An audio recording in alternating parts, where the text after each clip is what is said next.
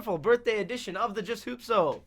Whose birthday is it? I wonder who it could be. Mike, want to answer that question? I don't know. It's my birthday, you guys. Oh, whoops. Turning the turning the big 1-8. Shazam Malik, founder of Unbranded News and Media, podcast extraordinaire, is here in the studio with us, and he's ready to record this wonderful episode. We're not singing, though. We're not singing. We won't be singing Happy Birthday. I'm joined here with Connor, the Wizard Caligaris, Cavalier fan extraordinaire, Mr. Mike Hook, Mr. I ran about Cleveland sports. It's a lifestyle, and as always, you follow him on Twitter. And as always, Mr. Killjoy Jacob Yukum, on YouTube. Check him out. Now, we're gonna go straight into this week's outline. Mike, start us off. Oh shit! What did I put? Oh yeah, trade talks. All right. So, obviously, trade deadline in about 5 days at the time of recording right now on Sunday, February 2nd, Mr. Shazam Malik's birthday. And so what the big deal? Oh wait, no, that's 4 days from now. Okay, keep going. I sound like an idiot. So the biggest thing is, what team needs to buy right now?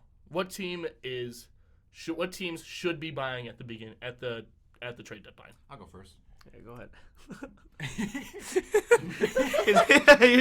I'll go first. And buying, but the term buying means look at the market and you buy a player. Okay. That's what Webster defines buying as. Okay. All right, Mr. Dictionary, go on. All right. So the one team I think really needs to buy at the trade deadline is the Philadelphia 76ers. They need a bench for Korkmaz and Raul Neto, as your bench is not getting it done, along with Mike Scott. It's a terrible bench. Shout out to Matisse Thybulle, though. Yeah, he's been I hooping. love Matisse Thybulle. He's been hooping, but unfortunately, he's been the only person off that bench that's been hooping. Mike Scott's not hitting the shots. Raul Neto can't score, and neither can Furkan Korkmaz is inconsistent when he's shooting. So, if I'm Philadelphia, if I'm not looking at the trade deadline, I'm looking at the buyers, the buyout with like Jeff Green still out there, Jamal Crawford still out there. I'm just looking for someone who can score. And I think that Philadelphia, if they're not looking at Jeff Green, if they're not looking at the free agents right now, they need to make a trade to get some bench piece to their team. Mm-hmm. So yeah, so to kind of chime in there, I mean, when you look at all their rivals in the East, when you look at the Celtics, the Bucks, super deep teams, great bench all around on both teams, and not only do they have a great bench, it's the reason for their success. They're playing as a team cohesively, moving the ball on offense, playing collectively on defense.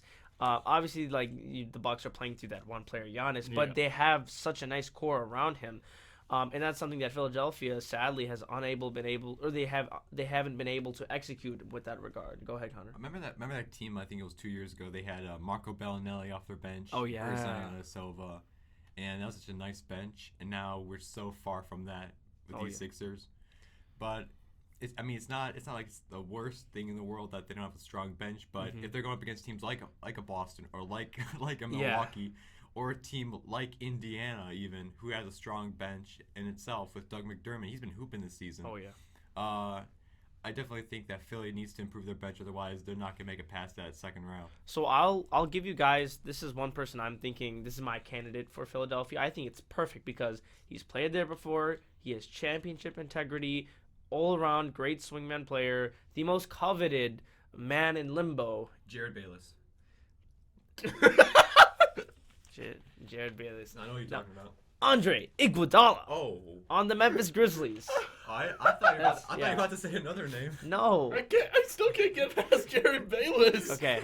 Oh yeah, but no, Jared Bayless he played pretty good for him. I think I've broken Mike. Mike's. I took about 5 minutes to do up. No. 15. But yeah, I feel like Andre Iguodala would fit perfectly with this kind of team. He's a balance of the veteran presence and also kind of youthful excitement and flair that he brings to the court. Mike, go ahead. I think that the big thing that they need though is shooting. So I'm gonna throw out another name that they've had play there before in Drew Holiday. I would but like the thing is, when it comes to the 76ers, like Connor said, they need a bench, but they also need shooting.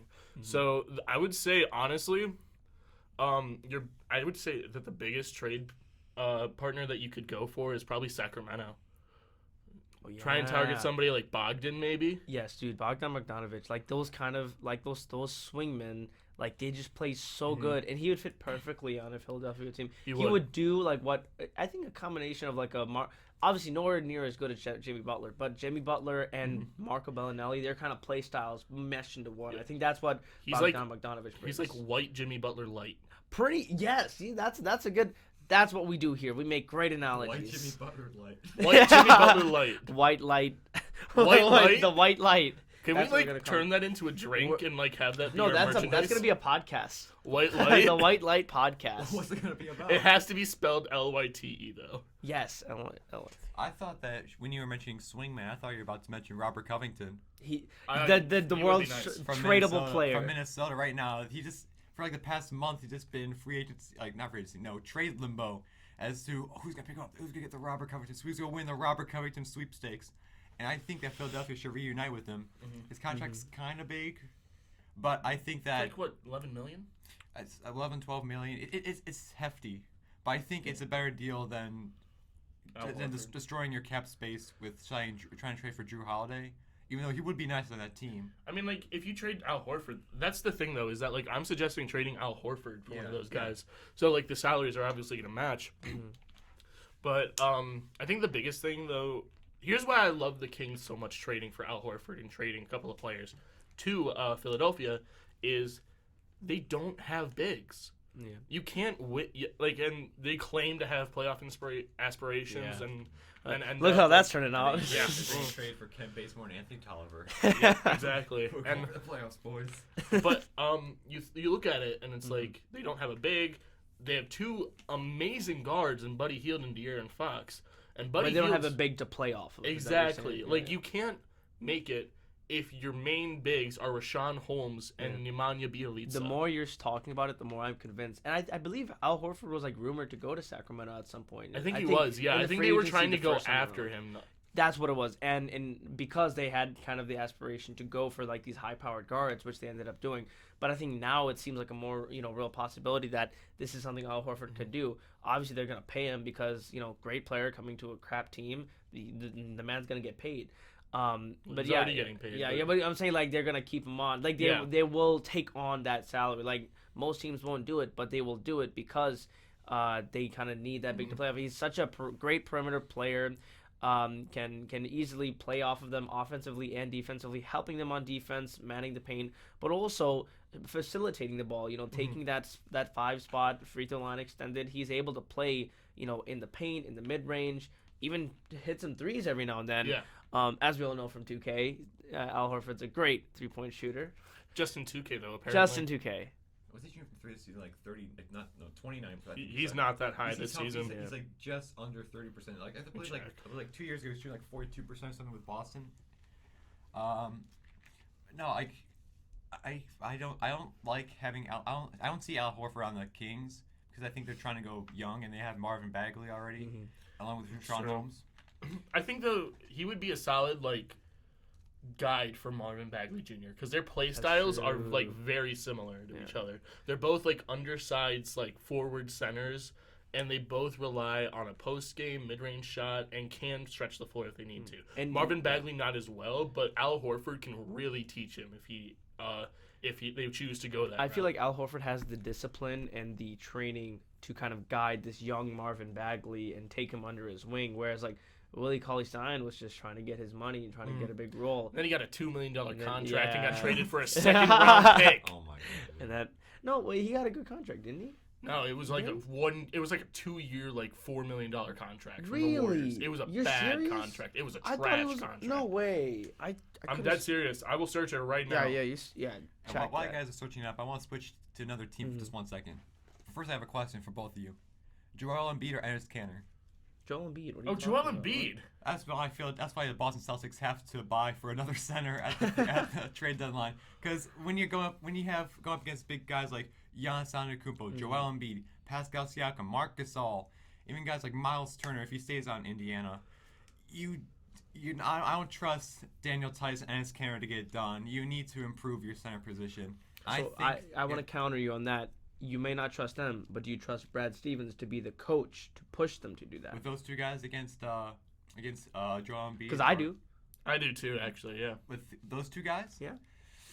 I mean, I want to, but I don't know if I can. If I'm throwing Enes Kanter at Joel Embiid.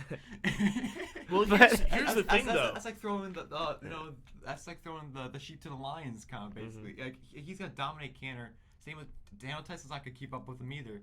Even a veteran like Marc Gasol can work out Enes Kanter, and Marc Gasol's been terrible this season. But I know come playoff time, Marc Gasol is gonna have his way because he's that kind of player. Right. Yeah, here's my thing though. Is like. Nobody really everyone underrates Enes Kanter. Yeah. Like he was a beast he was a beast before he got into the NBA because he was a 3rd overall pick. Yeah. That shows he had a lot of potential. Well, offensively, there's nothing wrong with his defensively. And that's the thing is consistently he was a 2010 guy when he was in New York.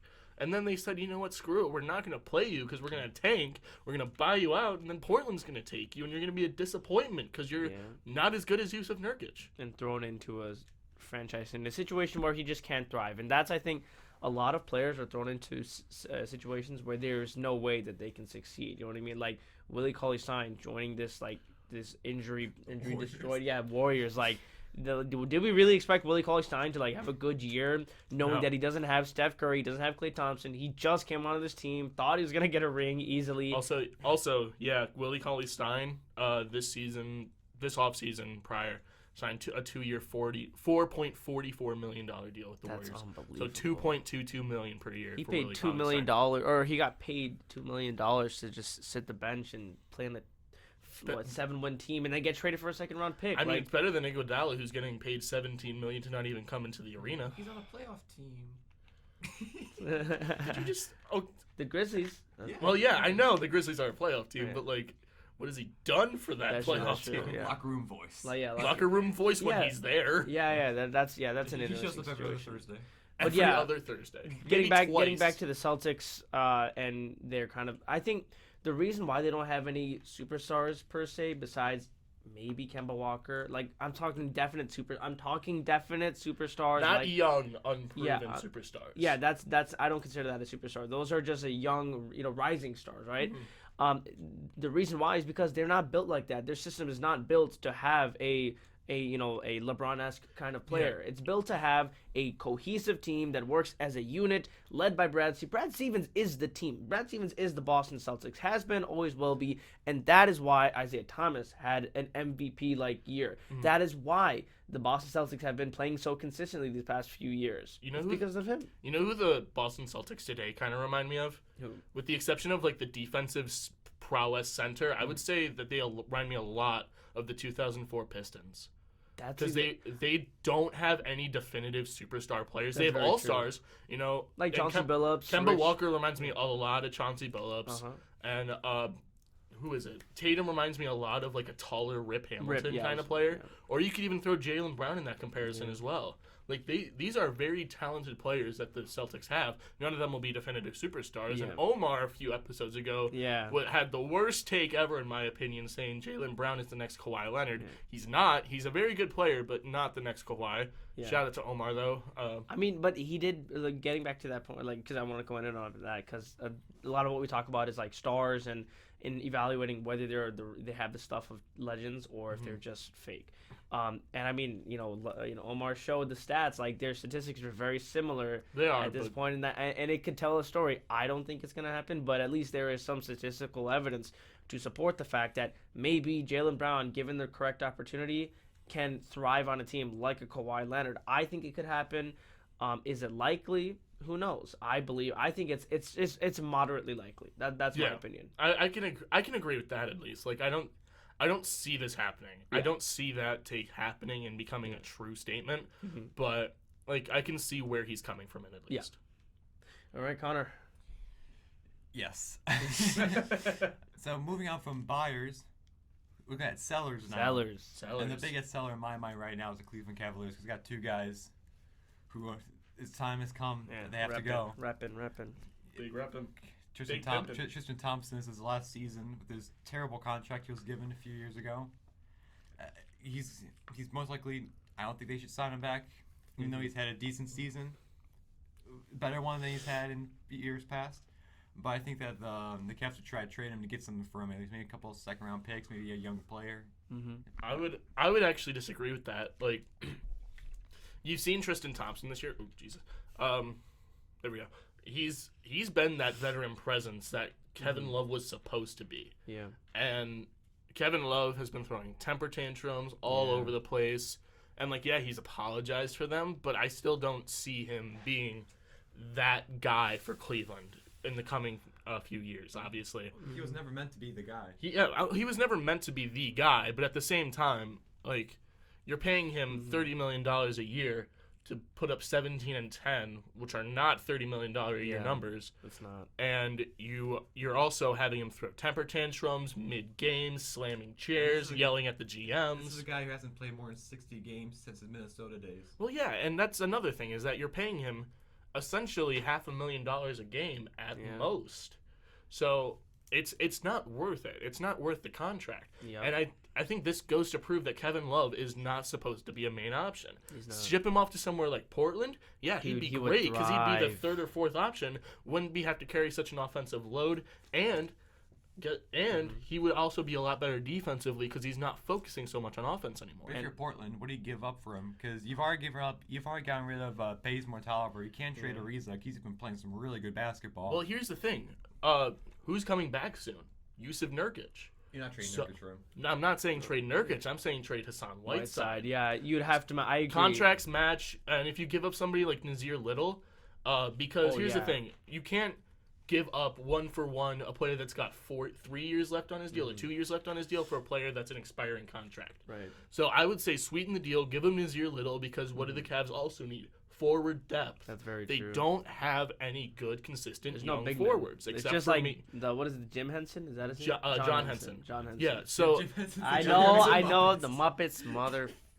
But no, other than Kevin Porter Jr., they don't have any good, solid wingmen. And again, KPJ is very flaky. You know he's very flaky. I mean, but again, it's his rookie year. Yeah, I'm not gonna. We're looking at him like he's the next coming. Or I'm not gonna complain because I mean we picked him up at 30. I'm not gonna complain about what that. What a steal! I think Kobe Altman's a good GM.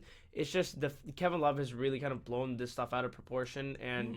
But it's mostly. I mean, I agree with him. He was told that that they were going to be competitive, and they have been nothing Nowhere that close. even resembles competitiveness. They're tied for the last record in the East with Atlanta and just got blown out by an 11-win Golden State team. Come on, man.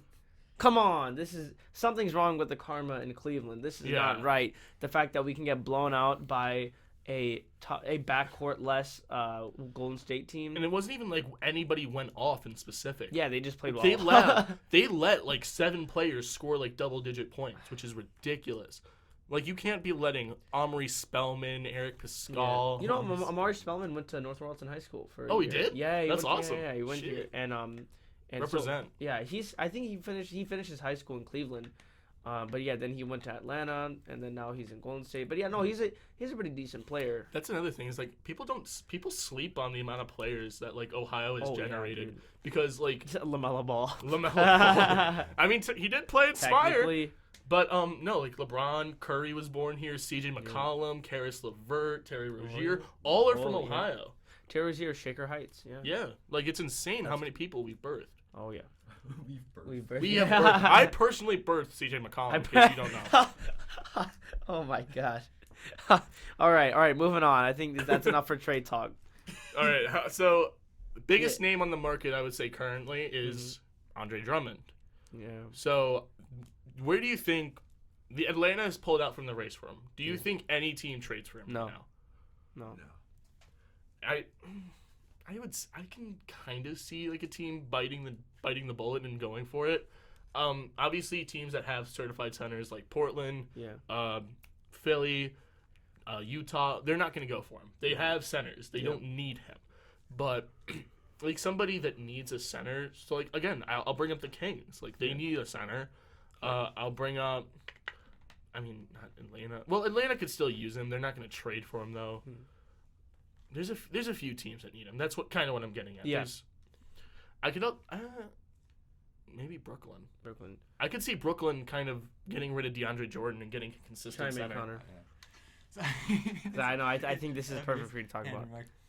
Yeah. So, going over DeAndre Jordan has not been great this season. He's just been no minutes from what he's used to playing in, with the Clippers, and then what he played with Dallas. And he was on the Knicks for half a season. I don't know. I've lost track of DeAndre Jordan. Yeah. Because they're not really making noise. No, of course not. But I think that Andre Drummond stays in Detroit this season. I don't think anyone trades for him. I think they were. I think teams are aware that he's going to be unrestricted free agent, I believe, this offseason, and that it's going to be worth more to have him sign a big deal with a team than to try to trade for him, give up some pieces for him, and risk the chances of him walking away in the offseason. And that's the issue with rentals, though. Like, that's another thing, is that the rental market, like, a lot of people aren't prioritizing loyalty anymore. So the rental market has really, like, just plummeted in the past few years because of the issue of Kevin Durant. Yeah, well, Kevin Durant. But like, look what happened with Enes Kanter this year. Yeah. Came into Portland after the Nurkic injury and played a huge role for them, and could have stayed there, built chemistry, been their backup center, but they didn't offer him a contract. I don't think they did. No, it's like, dude, you have to reward that. You know what I'm saying? No, they did. Here's what happened. I remember reading the story. Wasn't it like a really bad contract? Yeah, Connor. I remember reading the story. So from Enes Kanter says that he walks into the front office and they have a deal for him, but he's not sure if he should sign the deal or not. He wants to call his family, mainly his brother, and make sure that they're okay with him staying in Portland. The front office, according to Enes Kanter, says, no, you have to make a decision right now. You can't call your family, can't call anyone, you have to make it right now. So Kanter's like, all right, this isn't comfortable, I'm going to go. And he just leaves. And I kind of respect for him for that he's not going to settle. And he ended up with a better team in Boston, so good for Enes Kanter, I guess. Now he's on pace to win a ship. Maybe. It's still Giannis in the East. Don't forget that. They're contending, at least. He's on a contending team. Yeah, I will say that Boston is a contender in the East. I mean, 33-15. The only two teams that are better than him in the East right now are Toronto and obviously Milwaukee. So obviously it's gonna be an interesting race at least. But that's just the weird thing that I've noticed is that the East is so top heavy. Yep. Like I was looking at the stats like before we recorded today. Chicago is in 9th place, one spot out of the playoffs with a record of 19-32. I don't think a wild guess and say the Nets are the 8th seed. Nets are the 7th seed, 21-27. Orlando is the 8th seed with 21-28. Oh, Orlando, dang! Respect to Orlando. Well, there is a 10-win difference between the 7th and the 6th seeds in the Eastern Conference. Isn't there like a 5-win difference in the Western between I believe it's like OKC and Memphis? I believe I might be getting that wrong. Okay, 6-game difference. So, wait, no, 5.5. But there's also only a 7-game difference between LA and OKC. Oh dang! So like the Clippers. Yeah, no, the Lakers. Oh wow! So the West is very close, and it's like it's also very balanced as well. Because even like Minnesota, like they still have above a 300 win percentage. There are 3 teams in the Eastern Conference that have below a 300 win percentage. I'm telling you, it's getting much more competitive. I think that these rule changes. I mean, they've made a few adjustments over the past couple years when it comes to timeouts, transitions. They're trying to make it more competitive, and it's starting to have an impact. But yeah, let's wrap up trade talk. Next segment. All right. So next up, we're going to the All-Star Reserves announcement. So obviously those came out this week. Let me pull them up really quickly. So, the Eastern All-Star Reserves are Jimmy Butler, Ben Simmons, Chris Middleton, Jason Tatum, Domantas Sabonis, Kyle Lowry, and Bam Adebayo. I'll tell you something. Domantas Sabonis deserved that All-Star. He's been hooping this season. If you watch Indiana, he's been dominating those glass. And then the Western All-Star Reserves are Russell Westbrook, Damian Lillard, Donovan Mitchell, Rudy Gobert, Nikola Jokic, Chris Paul, and Brandon Ingram. Dang, B.I. made it. I think so. I think the most interesting take out of all these is Brandon Ingram making it into the Western. Go ahead. I would say the most interesting take is Chris Paul making it. No, I respect.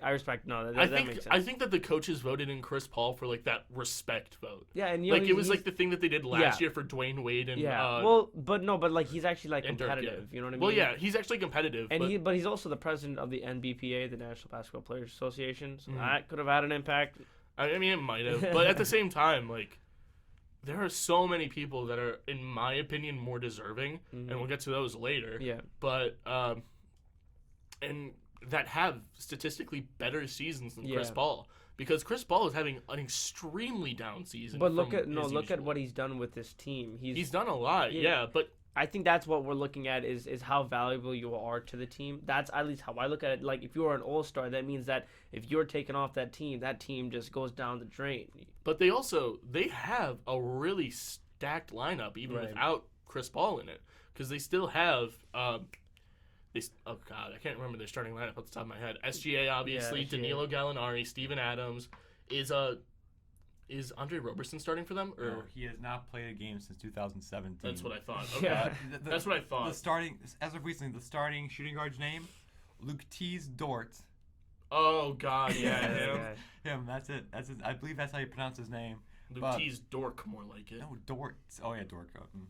Terrence Ferguson's on the bench now. Our guy, Turd Ferguson. Turd Ferguson. That's iconic. But yeah, so I mean. In the East, is there anybody that you guys like really don't agree with, don't think should be in the All-Star conversation? I'll surprise Chris Middleton. He's had a great season, but I just didn't think of him as being like an All-Star. Yeah. He's been really solid for Milwaukee, but it just didn't come to mind like, oh, Chris Middleton should be an All-Star season. Like, it just didn't click with me. And I was kind of surprised myself. I get it though, because he's on the most winningest team next to LA. Yeah. But I get it. I mean, Here's my issue, though, is that Kyle Lowry's there. That's another issue that I have, is because Kyle Lowry has missed, over a month and a half with injuries collectively throughout this entire season. And, I mean, Zach LaVine not making it. Yeah, because, Chicago not being at the 9th spot. At least I can see some credibility for that. But and I mean, that kind of, delves into, the snubs category. But and to kind of close this up, I mean, I think every year people complain, oh, this person got snubbed, this person was great. It's the All-Star game. This is an amazing league with fantastic players. Every year there are going to be some snubs, and that's just something we got to deal with. But obviously, a few, they don't make any sense at all. Connor, concluding thoughts, and then we're gonna cut the break. All right. So I've been seeing. I might want to save this mini rant I have because I've seen. I'm gonna save it for next. This mini rant till next half. I'm gonna save for next half. I'm gonna save for next half. All right then. So we just finished up our All-Star looks at the reserves. When we come back, we're gonna look at the All-Star snubs, and Connor's gonna give a wonderful rant and so much more. Stay tuned. Welcome back. I'm so glad that you decided to stay with us for this second half of the Just Hoop Show on Unbranded Sports on the Unbranded News Network. My name's Shazam Malik. And we're going to go right back into the All-Star snubs for the NBA All-Star game. And I'm going to swing it over to my main man, Connor the Wizard Caligaris. Speaking about the Wizards. I've been seeing a lot of comments saying that Bradley Beal should be an All-Star this season. No, here's why. He's not. Seriously, some people say, well, Trae Young made it. He's on Atlanta. Why can't Bradley Beal? Trae Young's a generational talent. Bradley Beal's not. He's just not a generation. He's not supposed to be your number one guy. That's John Wall. Bradley Beal's like Chris Middleton on steroids. Turbo Chris Middleton. No, except this guy doesn't win games. He doesn't. The team doesn't win games. You think that Bradley Beal's gonna walk into All-Star game? Your team is 17-31. You're out of the playoff picture. You're not supposed to be anywhere near. You're not anywhere near the playoff picture. And Bradley Beal's supposed to walk on the court like, come on, guys, Washington Wizards, let's go. No, he does not serve. I get it. He's averaging 29 points a game. He's shooting only 32% from three. I get he's shooting 45% from the field, but he's just not. He's been. He said it was disrespectful. He's also gonna put up 30 shots a game though. Of course he is, because who else? Isaiah Thomas is not. As we said before in this right here, Isaiah Thomas is washed. Thomas Bryant, you took him out of the starting lineup for some reason and started playing Ian Mahimi at center. He's your starting center. He averages 5 points a game. Free Bradley Beal. He can't be on this team. He said it. Bradley Beal himself said it was disrespectful. He'll stuff from the All-Star game. No, this is a wake-up call to the Wizards front office. Hold on, Mike. That Bradley Beal needs to go. He needs to demand a trade. He needs to demand a trade right now. Because if this All-Star snub is anything to indicate, is that Bradley Beal does not belong in this Washington Wizards team. This team doesn't deserve him. Doesn't deserve a professional like Bradley Beal. And he was rightfully snubbed because now the team can realize, we're wasting Bradley Beal. Like, this is it. We're wasting his career. Because no way is I watched Isaiah Thomas, who can't see over anybody, and your starting center, Ian Mahimi, you could get it done. You're 17-31. You're not going to walk into the All-Star game all proud and happy. If I'm Trae Young, at least I'm happy that I'm a generational talent, that I have a bright future ahead of me. The Wizards are going nowhere. So I want to stop with these, Bradley Beal should be in the All-Star game comments. Chris Middleton, at least his team wins games. He's got Giannis, but his team wins games. Bradley Beal doesn't win games. He can't, well, he scores, but he can't produce anything from it. And without John Wall, he's just another player on another bad team. Well, here's the thing. Like, we talked about Zach LaVine being, like, a legitimate, like, snub and a legitimate contention for, like, taking, like, somebody's place. Such as, who was it that we said he should take the place of? Was it, it was Kyle Lowry. Yeah. It was Kyle Lowry. So, guard spot, somebody that has only 19 wins apparently has a legitimate case to be in the All-Star game instead. Well, I think that Zach LaVine would be a better fit because just the team is Zach LaVine.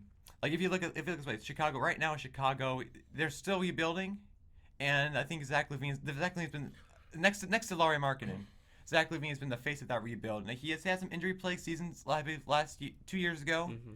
Well, Q was coming back from the torn ACL, but I think even last year, too, only played, I believe, 60 games last year. I could be wrong. Something like that, yeah. Yeah, but I believe Zach LaVine, he's a wonderful talent, though. He's an exciting, every night he will do something exciting. He is a must-see player. I just don't think that's Bradley Beal. I think Zach LaVine has much more to offer in an all-star game than Bradley Beal does. I will say, though, I think Zach LaVine not making it to the All-Star game gives him motivation to join the dunk contest.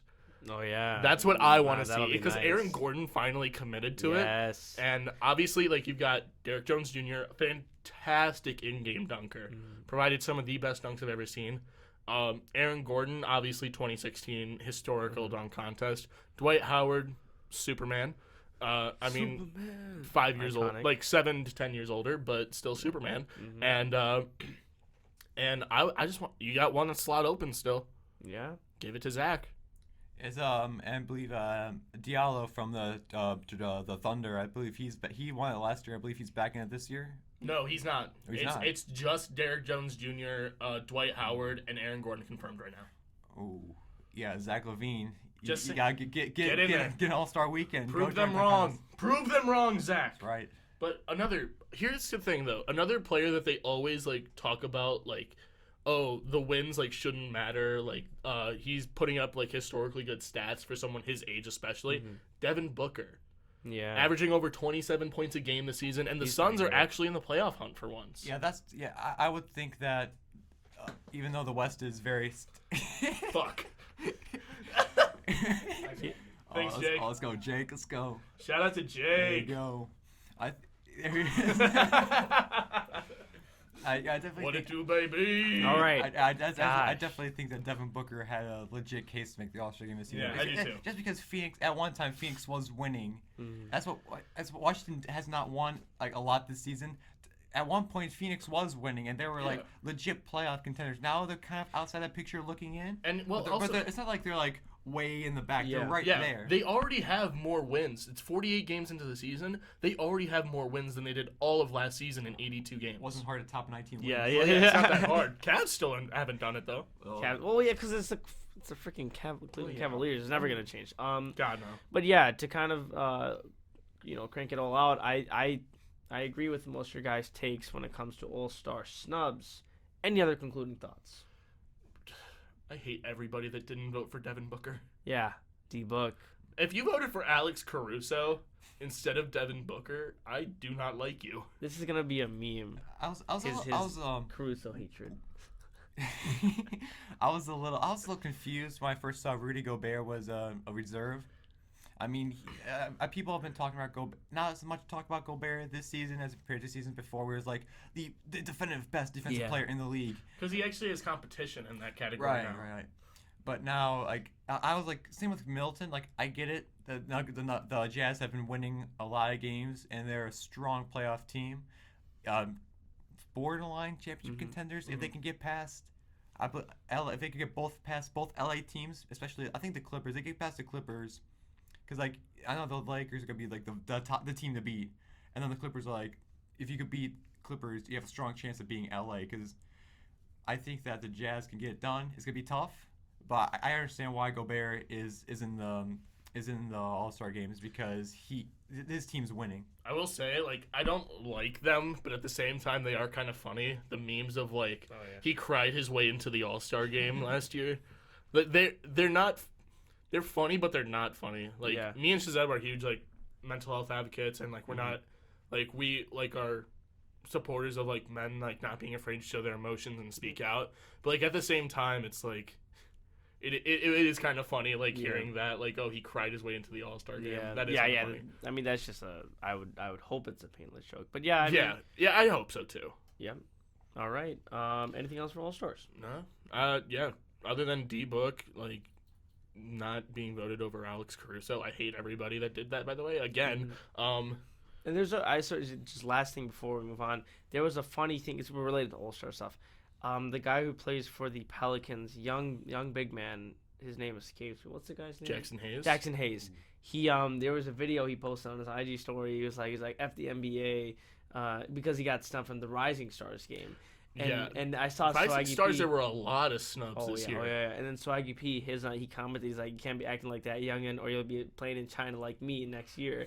And I was like, oh my gosh. Oh my God. Well, like, here's the thing though, is that like the Rising Stars game, I really disagree with a lot of the roster choices that they made because they put Zion in after 3 games in the NBA. Unbelievable. See that's insane. That was ridiculous. But honestly, like I mean, dude, it's like Zion. You know, it's like it's when, the name. It's what I think I mean, this is nothing similar, but it's kind of like when LeBron, like when he had his big Hummer and he had all the nice stuff that he got. And like, you know, he actually got suspended from playing basketball for it. It was like, oh well, it's LeBron. Like he's a kid from the ghetto. It's fine, you know. Like that's I think the same kind of perspective with Zion is like, oh Zion, like of course he's gonna play. Like why would they not put him in? You know what I mean? Like he's already been electrifying in the 3 games he's played. Yeah, sure, it's 3 games, but he's electrifying. He's a sensation, and he needs that. And the league needs it, you know, to move the game forward. Also, I would argue that the NBA needs to stop putting players that are all-stars but are in their rookie or sophomore season into the Rising Star game as well. Because like you've got them playing 2 games when they're not really supposed to be playing, when they're supposed to be kind of like on that break. That's true. But also you're taking away slots from people because they're already getting like their notoriety in the All-Star game. Give it to somebody like a Jackson Hayes, who's actually been performing pretty well when he is on the court, or somebody like Michael Porter Jr., who is. Oh, I'd love to see. So he got snubbed. He got snubbed too. SMH. But here's the thing though. Like here's why I love Michael Porter Jr. is he said like like being in it would be cool, but at the same time like I'm not here to be in the Rising Stars game. I'm here to win a title. Yep. Which is why I love Michael Porter Jr. They have a good chance to win it too. They do, yeah. And so many young guys just don't understand that. That's why I'm so. That's what makes me love like Michael Porter Jr. even more as a player and as a person, is because I know like where his mentality lies. Yep. He is a team player, and everybody knows like if his back stays healthy, he's going to be one of the best players in the NBA. Yeah, I agree with that. But he doesn't like put that in the way of getting like individual accomplishments. Like he's probably going to be in MVP talks one day, but that's not his goal. He's probably going to get into multiple All-Star games, but again, that's not his goal.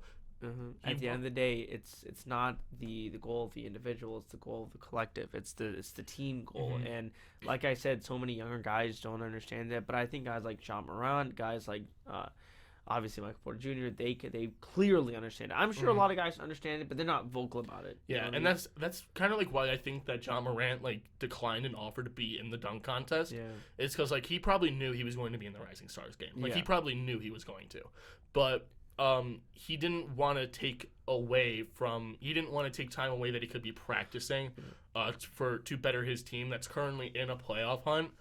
They're this close, man. Yeah, they're so close. They're right there. To potentially to go and practice like dunks that he could use in the dunk contest. Yeah. Somebody like if Zion were to get into the dunk contest, like it'd be fine. Yeah. They're not necessarily close to a playoff spot right now, but and that's also why I'm not like mad if Hamidou Diallo were to go in because he's also not a big role player on their team. But I mean it's kind of like it's the same thing with like the All-Star game snubs. It's like it's very subjective. It's very like opinion based. if you want to go ahead and say, like, yeah, MPJ should be in there, Jackson Hayes should be in there. Who else got snubbed? There were, like, 2 or 3 more players that, like, Garland, Sexton should be in there. Like, that's up to you. That's your personal opinion. Yeah. I don't think Garland and Sexton should be in there, personally. I think Garland. Garland, maybe. But, like, because he's been producing a lot lately. Yeah. The only thing that I would argue is the reason that they're not there is their defense. Yeah. That's the only thing. Such a terrible. They're probably even worse than when LeBron was on the team. They terrible defense. I saw on Twitter he got the stat wrong because it was like he focused it so much on like individual performance, but I can't remember what the page is called. But it's a stat page, and they said that 2 of the worst defensive net ratings in NBA history are on the Cleveland Cavaliers right now in Darius Garland and Colin Sexton. That's crazy. That's true. And it's Darius Garland's at like 119.2, and then Colin Sexton last year was at 120.1 or something like that. Why are we playing so bad, man? Come on. I mean, all right. That's your answer right there. Yeah, we've got 7 minutes left of runtime, so we're gonna dash through Around the Association, hosted by the main man, Connor the Wizard Caligaris. That's right. Now, I had Jackson Hayes on here actually, but I guess we kind of covered him a little bit. Yeah, that takes away. All right, so let me just pop this up real quick. Boom, boom, boom, boom. All right, so without Jackson Hayes, first story. Damian Lillard's been on an absolute tear recently.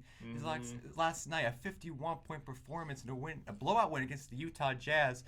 Damian Lillard definitely taking his All-Star starting snub because he's a reserve now. It's close to heart, I think, and people counting out the Blazers again. Remember, I believe it was 2 seasons ago, the Blazers, they got the 3rd seed, and I believe they were like the 8th seed going into All-Star break, and then coming out, and then Damian Lillard exploded. He went off to get the Blazers that 3rd seed, and then this year looks like he's going to do it again. Yeah, single-handedly. Yeah. I mean, that's the thing, though, is that they're starting to get their injured players back, too. So, CJ's they're just back. ripe for the taking. Yeah, CJ's back. Nurkic is coming back. Zach Collins is going to come back in March. So they're getting their players back. And if they do indeed trade Hassan Whiteside, because if they trade Hassan Whiteside, you got to play Nurkic on, a minutes limit. Yeah. But at the same time, if you trade Hassan Whiteside for somebody like a Kevin Love, 1 through 5 when playing Nurkic, you have solid offensive production. The Blazers are so smart because they waited out this Hassan Whiteside stuff. They said, let's just see how he does. And he started playing great. He's became a great shot blocker. He's playing great on defense. And in turn, it has increased his trade value, which in turn increases Portland's hopes to either land like a superstar or trade for some more role players or some assets. Like I said, I look at the NBA as a business, and I look at it in economic terms. I look at it that way, and I say, what resources do they have? What's viable? What's not viable? What can be maximized? What's the opportunity cost of not trading someone versus holding on to someone, whatever it may be. And I think the Blazers and the Thunder are very economically responsible teams. I was gonna say economically intelligent, but either way, I think that's what a lot of teams are like. Obviously, the Wizards are not. They're not fiscally responsible in any way. Give John Wall $40 million. They don't care about anything. They're just trying to, and a lot of it comes through what you're trying to do. But Connor, next topic. Next topic, we always do it. The Zion Williamson Chronicles. we always do it. the Zion Williamson Chronicles. I love that. It's biblical. And only just right now the Pelicans are playing the Rockets, but in just 5 games, Zion Williamson has single-handedly changed this Pelicans defense. He has a net rating of 101.4, which is the highest it's been for the Pelicans in the last 7 years. And that's including guys like Anthony Davis being on your team and defensive guards like Drew Holiday being on your team for several seasons. I think that it might be a little bit too early at this point to call, but do the Pelicans have a legit shot at sneaking that 8th seed? Yeah, I definitely think they do, because I think that was the one question that everybody had for the Pelicans being a playoff team was, is Zion going to produce for them? Because, Brandon Ingram is exceeding our expectations because he's demolishing and is an all-star now, obviously. Yeah. Lonzo Ball is starting to play really well. Josh Hart has been solid offensively and on the defensive end as well. But it all came down to Zion. That was the key piece right there. The missing link, yeah. And when you talk about like the defensive net rating, like, yeah, I definitely think Zion has a huge part in that. But at the same time, like, you got to think about like Jackson Hayes, Nickeil Alexander-Walker, Drew Holiday being back, Lonzo Ball's defense. So all of those players are very defensively centered. So I think that's part of the reason. But definitely the Pelicans have a chance of sneaking in. I just feel like Zion, like it's just gonna click, and the Zion Williamson Chronicles will continue. Yeah. Next up, this is gonna be the last one. It's gonna take a few minutes. yeah. The Knicks Grizzlies. This was all over Bleacher Report, little NBA tussle. Twitter. Here's God. what happened. The Grizzlies were up 128-106 against the New York Knicks. Jay Crowder steals the ball from Elfrid Payton and shoots a corner three with less than a minute left to play. Elfrid Payton takes offense, shoves Crowder to the ground, and result, a whole scuffle emerges on the court. Guys shoving each other, calling each other names, just pointing fingers, wanting to fight in the back, everything. The whole shebang. Everything. The whole shebang. It's just, I just think of like that like meme that video that people post all the time when like a fight happens and it's like some like little like just pushing match. Yeah. And it's like the two guys just going around like sticking up their middle fingers at each other like angrily. That's what I viewed that fight as. That's what the NBA is right now when it comes to physicality. Actually, I thought it was funny. Jay Crowder's Instagram post about the night of Jay Crowder went on a social media tear of the New York Knicks after that game was over. His Instagram, he posted a comment with the pictures of the fights with the caption, "I know my dog's got my back in the trenches." 12 front line with. I hope we can get a picture of this this Instagram post on this video. We'll have producer Jacob put it up. Yeah, Jacob, put this up. But so. Yeah, we can keep going. Also, Marcus Morris got himself a little trouble as well. As we're talking about Jay Crowder post game, said that Jay Crowder plays with a lot of female tendencies on the court, Come on, including flopping around and shaking his hair. He quotes, "Very woman-like." Crowder. That's just funny. I'm sorry. I'm sorry. Yeah, that's funny. Morris was fined $35,000 for his comments and apologized, saying that it was in the heat of the moment. It was like 2 hours after. Yeah. And you were in the locker room with all the reporters. He's sitting there like that. Another meme reference, but he's sitting there like that one kid. Yeah. Hey, why you mad? Why you mad, bro? Why you mad? Jay Crowder commented on the video of Marcus Morris' comments, saying, "This is what I believe it was. This is what 12 and 37 looks like." I believe was the comment by Jay Crowder. Morris, like I said, would go on to apologize for his comments. But in all, there were 5 players that the NBA took action against. And with that, Grizzlies, Marco okay, it's one of those European funny last names. Guduric. Marco Guduric and Jaren Jackson Jr., that they were suspended because they left the bench, which is the big no, you can't do that. Yeah. Morris was fined. Elfrid Payton was suspended a game. And I believe there was Jay Crowder was also fined. That's 5 players. Yeah. And all in a meaningless minute of basketball. And you got guys suspended. You got guys fighting, saying just stupid things in a post game. I thought it was a wild. In a game that means kind of nothing to both teams at this point in the season, I thought it was funny. It was most entertaining thing to come out of Madison Square Garden this entire year. Let's be honest. Definitely, yeah. At least when there was a basketball court going on there. Yes. And after the game, more confusion with Madison Square Garden. Ja Morant. Yeah. He says that in the shower there's only cold water, and the water pressure was not working for the visitors' shower.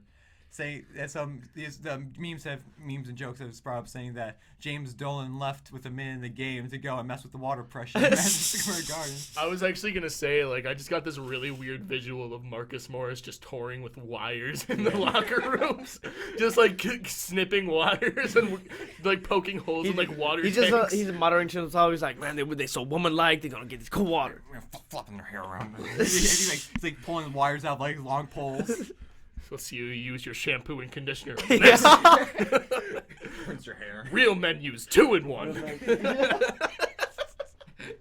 We gotta get a sponsorship for that now. All right. A sponsorship with Head and Shoulders? Yes. That sounded super plug-like. That was good. And with that, that's all we got for our round. All right. Thank you so much, dear Mr. Caligaris and Mr. Mike Hook, Mr. Cleveland. I read about Cleveland Sports as a Lifestyle. This has been another wonderful episode of the Just Hoop Show on Branded Sports. Thank you guys for tuning in. Call to action. Please check us out on Apple Podcasts. Leave a review. leave a rating. Also check us out on YouTube. Producer Killjoy Jacob Yukum. He has his own channel, but also check us out. Check us out on YouTube. Like, subscribe, comment. Spread the movement. Unbranded is a movement. 2020 is our year. Take care, everyone, and happy birthday to me.